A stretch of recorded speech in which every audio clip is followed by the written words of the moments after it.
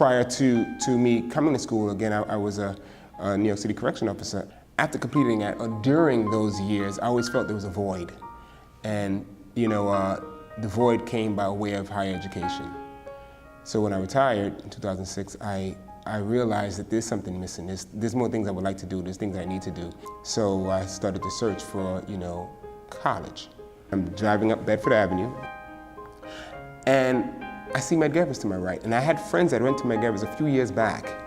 And I said, and I pulled right over.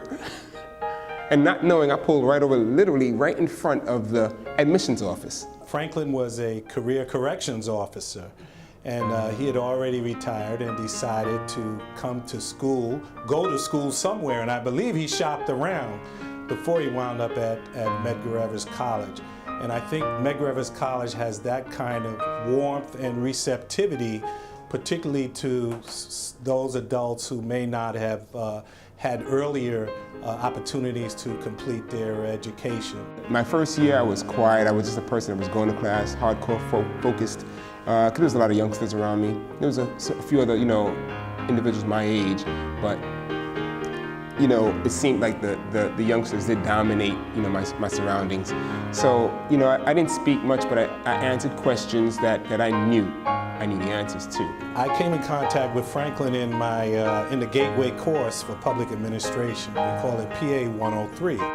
So he was our introductory public administrator, and he was one of the sharpest students in the class. The Betty Shabazz Scholarship was a $7,500 scholarship, and I wrote a paper called The Humanitarian, and it basically highlighted things that I have done prior to Medgar Evers and while at Medgar Evers, and what I would like to do, after Medgar Evers.